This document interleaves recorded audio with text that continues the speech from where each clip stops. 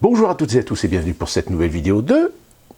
Alors aujourd'hui, je ne vais pas aborder un sujet d'actualité, je vais plutôt aborder un sujet qui est inspiré par un commentaire que vous ne verrez pas parce que ce commentaire a disparu. En effet, sur une de mes vidéos, quelqu'un a laissé un commentaire assez intéressant et qui s'exprimait d'une certaine façon. Pour tout vous dire, il a tout simplement fait ce commentaire en disant « Retire-moi ce drapeau américain, gros con ». Qu'est-ce que je peux dire sur ce genre de commentaire? Alors, c'est évidemment le genre de commentaire de la personne qui n'y connaît rien, qui ne me connaît pas, qui ne sait pas où je suis. La raison de la présence de ce drapeau américain, c'est tout simplement parce que je vis aux États-Unis et que vous voyez derrière moi, il y a deux drapeaux, le drapeau français, plus particulièrement le drapeau de l'Empire napoléonien, et le drapeau royaliste avec les 3 fleurs de lys. Et j'ai d'autres drapeaux, des drapeaux régionaux, des drapeaux comme celui-ci qui est, que vous voyez pas très bien, mais qui est le drapeau de Saint-Malo. Et aux États-Unis, quand on est dans un intérieur, qu'on invite des gens, qu'on reçoit des gens, eh bien c'est toujours par respect envers ces personnes de mettre un drapeau américain parce que voilà, c'est une marque de respect envers le pays dans lequel je vis et qui m'a accueilli. Et pour répondre à cette personne, la raison, la voilà, c'est tout simplement parce que je vis aux États-Unis et qu'aux États-Unis, ce drapeau, il a quand même son importance, même si il sert aussi d'instrumentalisation idéologique, mais ça, c'est un autre débat. Ce commentaire m'amène à vous expliquer quelque chose qui touche particulièrement aussi la France, c'est tout simplement le comportement, le comportement des gens qui sont immigrés dans un pays. Moi, je suis français, j'ai une culture française, j'ai mes idées françaises. Lorsque je regarde la vie, la société, la politique, l'idéologie, la culture américaine, évidemment, il y a des choses sur lesquelles je suis assez critique, mais c'est une critique qui m'est personnelle par rapport à ma culture. Mais ça ne fait pas de moi une légitimité de critiquer à juste titre ces personnes ou cette culture américaine telle qu'elle est. Pourquoi? Parce que, quand on regarde de façon globale, c'est ainsi que les États-Unis tournent. Alors on peut être d'accord, pas d'accord, on peut critiquer, on peut apprécier. Je suis quelqu'un en général assez objectif et je peux vous garantir qu'il y a en effet des choses sur lesquelles on peut dire beaucoup de choses et qui expliquent beaucoup de choses sur aujourd'hui l'état social et économique des États-Unis. Mais je reconnais par contre quelque chose de très positif ici aux États-Unis, c'est que les Américains ont une capacité à se remettre en question ou à réinventer les choses lorsqu'ils sont les pieds au mur. Bon, le problème, c'est pour l'instant, ils n'en sont pas conscients qu'ils ont les pieds au mur, parce que vous avez un contexte politique, idéologique, de manipulation de masse, avec évidemment des médias extrêmement puissants ici aux États-Unis pour justement contrôler un peu les choses, quoique dans la mentalité de beaucoup d'Américains, ça commence un petit peu à changer. Mais après, c'est une question de courage et de ténacité pour essayer à un moment donné de mettre le point sur la table. Sauf que le problème aux États-Unis, mettre le point sur la table, contrairement à ce qu'on peut croire, aux États-Unis aussi, il y a du régionalisme culturel. C'est-à-dire que les Américains du Sud ne sont pas les mêmes que les Yankees, ne sont pas les mêmes que ceux du Middle West, ne sont pas les mêmes que ceux de l'Ouest.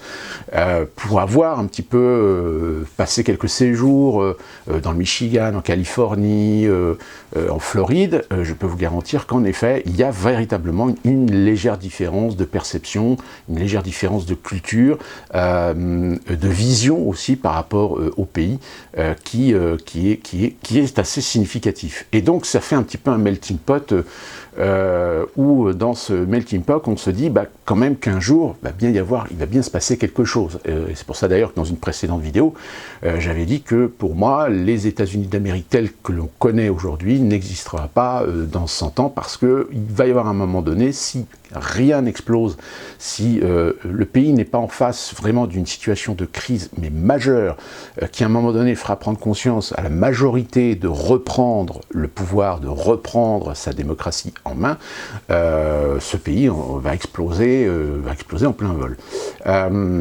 Donc petit aparté donc justement sur cette situation ici aux États-Unis, mais pourquoi je parle aussi de la France? Tout simplement parce qu'en France, on a tout l'inverse. C'est-à-dire que si ici aux États-Unis, les émigrés, comme moi, nous sommes dès le départ mis au pas, quand je dis mis au pas, ça veut dire que vous signez un engagement moral, c'est-à-dire à la limite, vous prêtez serment, hein, c'est comme ça que ça fonctionne ici aux États-Unis, de respecter finalement les lois américaines, le système américain, et d'autant plus compliqué que chaque État a aussi ses propres lois, donc il faut être informé par rapport à ça.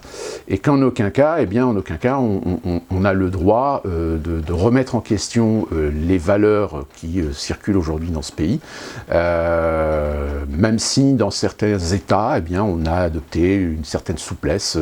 Par exemple, on est beaucoup plus souple sur les musulmans dans le Michigan qu'on ne l'est par exemple dans un État du Sud comme en Géorgie ou dans le Texas par exemple. C'est une des raisons d'ailleurs pour laquelle vous avez certainement la plus forte communauté musulmane qui se trouve dans le Michigan, parce que le Michigan a une politique beaucoup plus progressiste par rapport à l'ethnicité, par rapport à la religion. Et pourquoi donc je parle de la France ? Tout simplement parce qu'en France, on n'a pas su faire ça. C'est-à-dire qu'en France, avant, on avait ce qu'on appelait l'immigration par assimilation.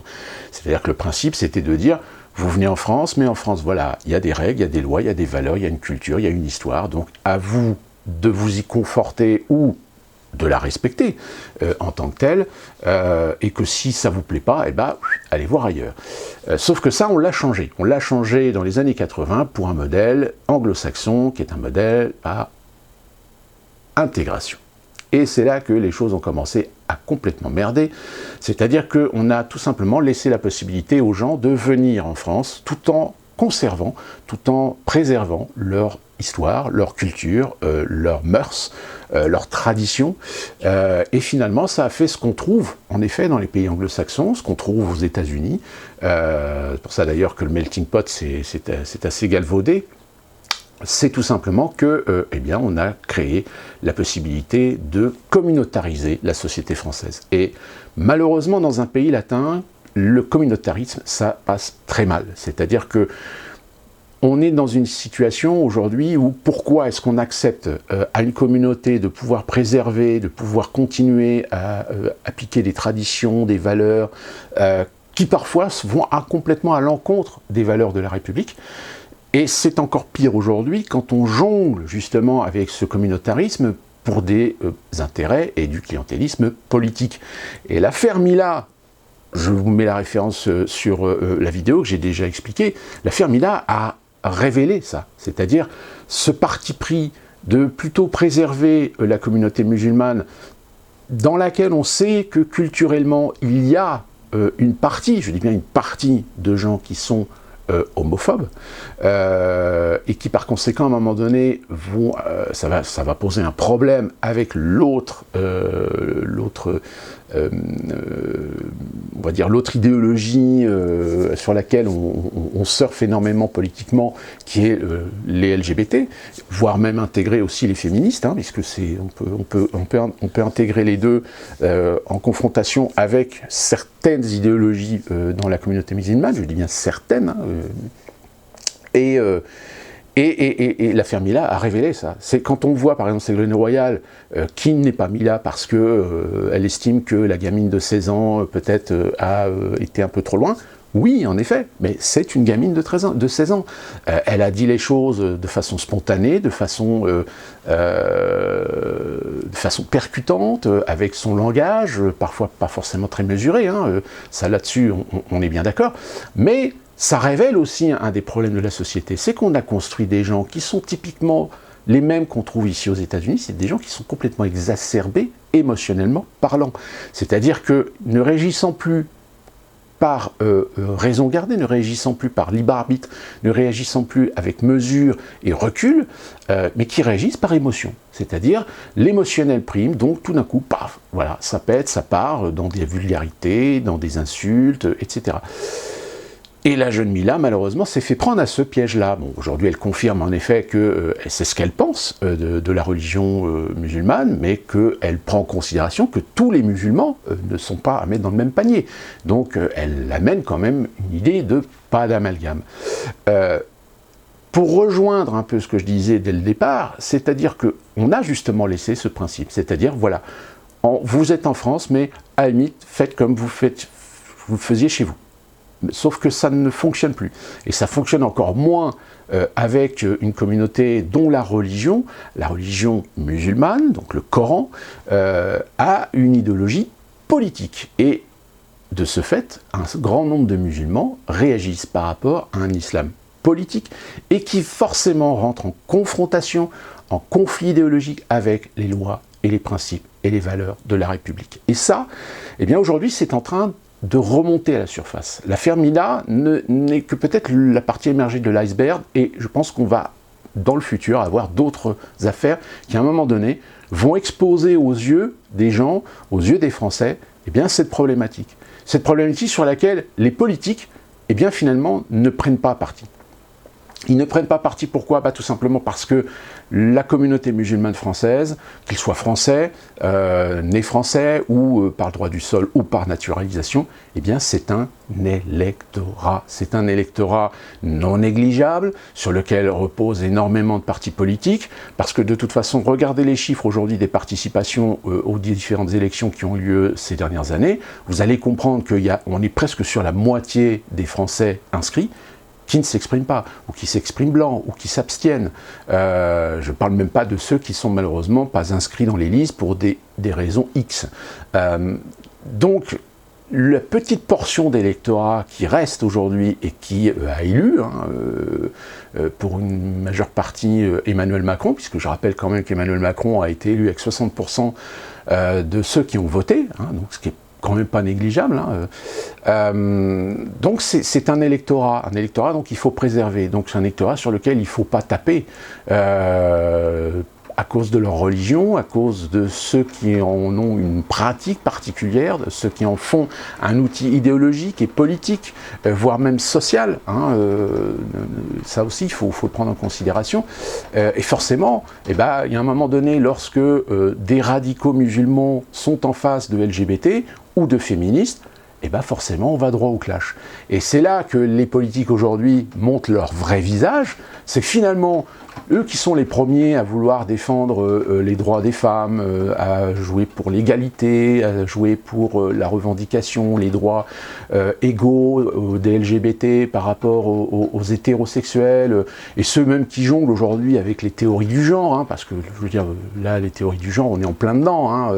Quand vous avez des gens qui commencent à vous dire « Ah oui, mais pourquoi vous me dites que je suis un homme? Qu'est-ce qui vous détermine que je suis un homme? Moi, je ne suis un non-genré, etc. » Je veux dire, il y a un moment donné, faut quand même réfléchir et de se dire non, là il y a un truc qui va pas. C'est-à-dire que voilà, ces gens-là, on a envie de leur dire non mais attendez, il y a un moment où il faut redescendre un petit peu sur terre. Faut être un peu pragmatique. Je veux dire, on peut pas légitimer parce qu'on a décidé de pas être un homme alors que de toute façon physiquement et chromosomiquement vous êtes un homme et faire de la polémique et forcément ce genre de polémique va à un moment donné s'incrémenter dans les problèmes civilisationnel au sein de la France face à la communauté musulmane. Alors, les premières victimes de cette situation, c'est évidemment les musulmans eux-mêmes, la majorité des musulmans qui se considèrent comme laïcs, modérés, ne se considérant pas comme des musulmans purs, mais qui finalement, d'ailleurs, j'avais posé une question, mais personne n'a jamais répondu à cette question, c'est que par exemple, si un musulman ne croit pas en Dieu, est-ce qu'il a le droit de rester avec un statut musulman ? Je pense que non, puisque logiquement, un musulman est forcément lié au Coran, donc forcément lié à une croyance envers Dieu. Et la question, elle est là justement, c'est est-ce que tous les musulmans qui finalement se considèrent comme athées, que se considèrent comme progressistes, se considèrent comme libéraux, se considèrent comme laïcs, est-ce qu'aujourd'hui peuvent se considérer toujours en tant que musulmans? Et la question reste posée. J'ai moi ma réponse, mais peut-être que vous avez une autre réponse. Si vous avez une autre réponse, posez le commentaire, posez-le là-dessus, et puis voilà, puis ça sera intéressant d'avoir un point de vue. Mais au final, quand on est dans un pays qui a une histoire, très ancrée dans les valeurs chrétiennes, on dira même, pour certains diront judéo-chrétienne, pour faire plaisir à ceux qui considèrent que le judaïsme a eu aussi sa part d'influence dans l'histoire de France, il y a des principes, des valeurs, une culture. Par exemple, si vous allez en Arabie Saoudite, il est évident que par votre culture, par votre éducation, soi-disant en passant une bonne éducation, hein, pour apprendre à respecter, eh bien, quand vous allez dans un pays, que ce soit l'Arabie Saoudite, que ce soit la Chine, eh bien, vous avez quand même à avoir, à un moment donné, un respect envers les pratiques, les idées, les valeurs, la culture de ce pays. C'est pas parce que vous êtes français et que vous considérez que la France a peut-être des valeurs meilleures que celles du pays dans lequel que vous êtes, que ça vous donne l'autorité et la légitimité d'être critique quand vous allez dans ces pays-là. Non, en général, on appelle ça le respect. Le respect de l'autre, le respect de la culture du pays, le respect des traditions du pays. Alors après, vous êtes d'accord, pas d'accord, eh bien vous avez votre liberté de ne pas aller dans ces pays-là, de ne pas aller en tant que touriste, et puis finalement de vous faire chier, de vous emmerder avec un pays dans lequel la culture, la mentalité, etc. ne vous plaît pas. Je veux dire, dans ce cas-là, il faut faire un choix. Hein. Mais malheureusement, aujourd'hui, vous avez parfois des gens qui se laissent aller dans des destinations sans appréhender déjà l'environnement dans lequel ils vont, hein, parce que c'est des touristes, hein, voilà, donc il faut faire tourner le tourisme, comme on dit. Mais quand les gens viennent en France, voilà, on a des valeurs, on a des principes, alors surtout qu'en plus en France, on a quand même une culture assez particulière comparativement à d'autres cultures, même celle de nos voisins, hein, européens. On est une république, et dans cette république, je rappelle quand même que tout citoyen français qui naît en France, quelle que soit sa région, quelle que soit son origine, il est intrinsèquement et de façon indivisible citoyen français. Il n'y a pas de « oui, mais j'ai des origines ». Non, les origines, c'est très bien, si vous préservez l'histoire de votre famille, etc., c'est bien. Mais quand vous avez des binationaux qui préfèrent, qui disent « moi, je suis, mon cœur, c'est l'Algérie, c'est le Maroc, c'est la Tunisie, c'est l'Égypte », bon, ok, moi-même le premier ici aux États-Unis, je le dis franchement, mon cœur c'est la France, c'est pas les États-Unis. Mais je me dois quand même d'avoir un minimum de respect envers comment fonctionne ce pays. Eh bien, en France, c'est pareil. Ces gens doivent avoir un respect envers comment la France fonctionne dans ses principes, dans ses valeurs, dans ses institutions, dans sa considération envers les droits de l'homme, les droits de la femme, l'égalité, la justice. Et de ce fait, ces individus doivent se conformer à ce que la République aujourd'hui offre, et pas seulement aux citoyens français, mais aussi à ceux qui vivent en France en situation régulière. Il y a certains de mes amis qui sont d'origine marocaine, tunisienne, etc., et qui adorent la France parce que justement dans la France, ils trouvent certaines libertés de penser, certaines libertés d'agir, certaines libertés de parler, quoique malheureusement pour eux, quand ils sont avec des gens de leur propre communauté, eux-mêmes sont les premiers à me dire qu'ils sont obligés de faire attention à ce qu'ils disent parce que ils n'ont jamais la garantie qu'il n'y ait pas une certaine hypocrisie de certaines personnes qui, eux, sont plutôt des radicaux musulmans et qui, à la limite, sont prêts pour appliquer la charia en France. Donc on est en droit de se poser cette question aujourd'hui si en France à un moment donné on n'a pas eu de laisser aller, c'est-à-dire laisser des gens faire ce qu'ils pensaient avoir le droit de faire à contrarie de ce que normalement les lois de la République leur autorisent à faire.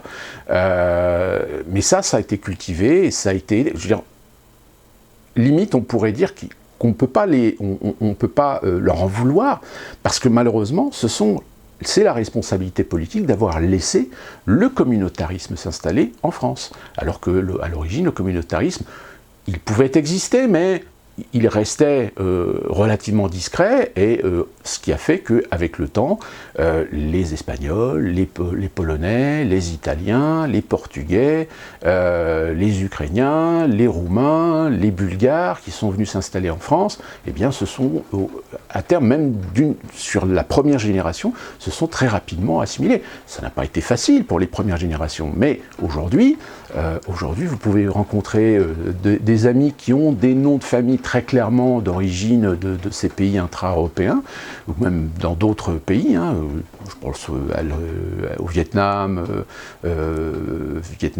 tout ce qui est Vietnam, Cambodge, etc., qui étaient des pays limitrophes ou internes à ce qu'on appelait les colonies françaises, eh bien aujourd'hui, ce sont des Français. Même aujourd'hui, il y a beaucoup de Chinois qui ont la nationalité française, malgré leur nom, même si eux ont plus cette particularité souvent d'adopter des prénoms occidentaux plutôt que de garder des noms chinois.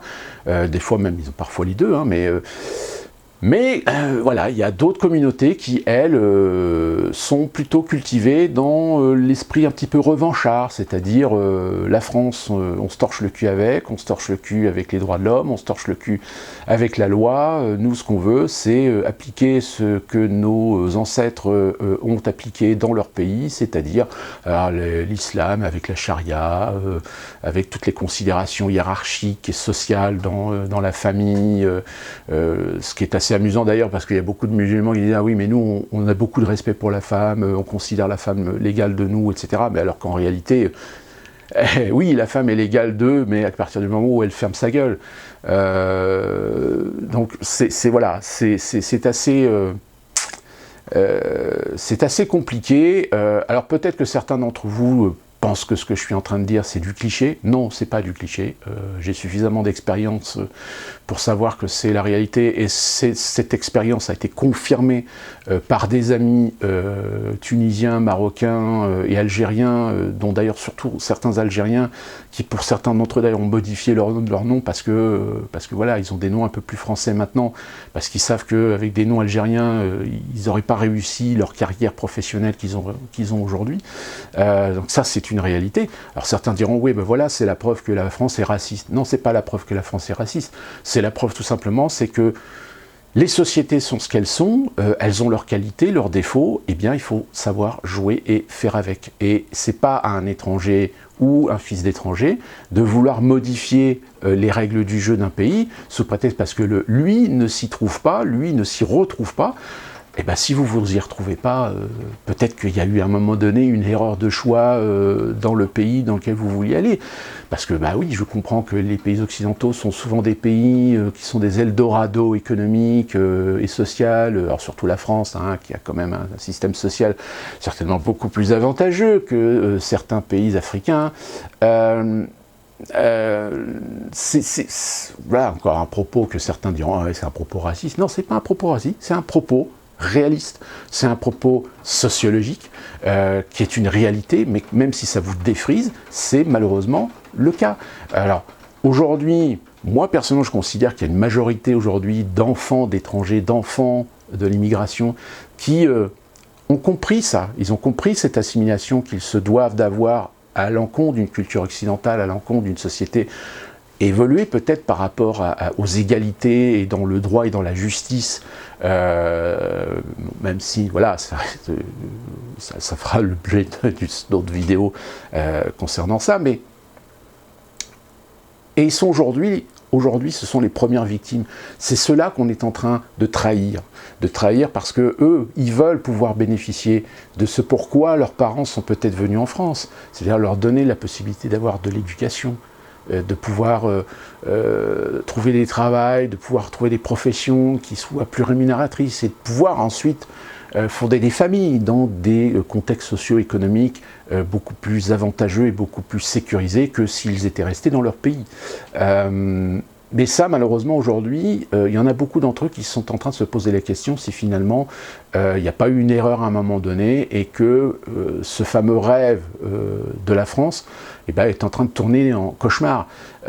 Surtout si, en plus de ça, ce sont des jeunes qui n'ont pas encore les moyens de pouvoir quitter un certain nombre de milieux qu'on appelle des banlieues ou des quartiers, et que par conséquent il y a une pression qui s'opère sur eux. Je pense particulièrement à cette gamine très récemment dont on a entendu parler, qui est une fille d'Algérien, qui parce qu'elle se considère comme athée, aujourd'hui elle a beaucoup de problèmes dans son école parce qu'elle est sujet à beaucoup de critiques de la part de certains de ses camarades parce que elle se considère pas comme une musulmane religieuse.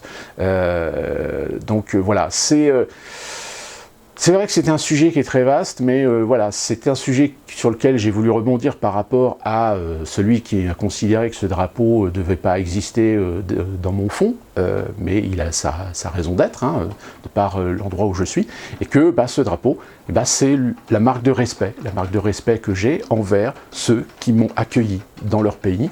C'est peut-être une leçon que certains devraient apprendre et que parfois certains, je dirais, au lieu de, dans des manifestations en France, au lieu d'étendre leurs origines, etc. Peut-être ce serait bien qu'ils portent plus un drapeau français qu'un drapeau algérien, marocain ou tunisien, etc. Parce que malheureusement aujourd'hui, je suis désolé pour eux, mais ils ne font qu'alimenter la discorde et ils ne font qu'apporter de l'huile sur le feu sur un conflit civilisationnel qui est en train d'émerger en France, et pas seulement en France, mais également en Europe. Voilà, fin de cette vidéo. J'espère que ça sera intéressant pour vous d'y cogiter un petit peu, et on se retrouve très prochainement pour une nouvelle vidéo de Quoi de neuf, et d'ici là, portez-vous bien. Petit détail, ce que vous entendez, c'est de l'orage.